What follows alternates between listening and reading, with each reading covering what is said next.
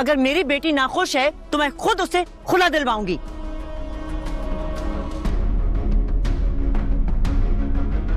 बीजान, ये टेंशन खत्म करने के लिए ना इस जुमे को रुखसती है तुम्हारी। इतने अच्छे तुम हो नहीं, इसलिए मेरे सामने ये कोशिश मत किया करो प्लीज।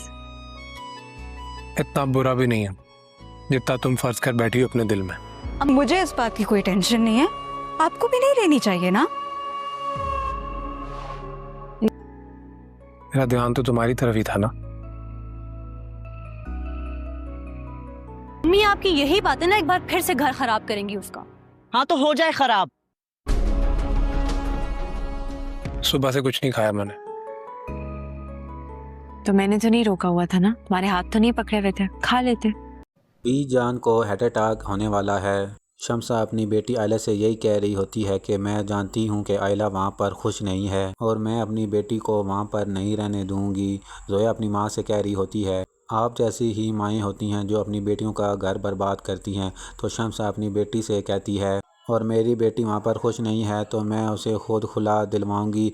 और जब ये सारी बातें शम्सा अपनी बेटी से कर रही होती है तो वहाँ पर बीजान बाहर होती हैं और वो ये सारी बातें सुन रही होती हैं। तो बीजान पहले ये बात कर चुकी होती हैं कि इस घर में कोई किसी को डिवोर्स नहीं देता और ना ही मैं डिवोर्स होने देती हूँ। और बीजान जब ये बात सुनेगी तो बीजान को वहाँ ही हार्ट अटैक हो जाएगा। और जैसे ही शम्सा और जोया बीजान को देखेंगी तो बीजान को बचाने के लिए उनकी तरफ भागेंगी।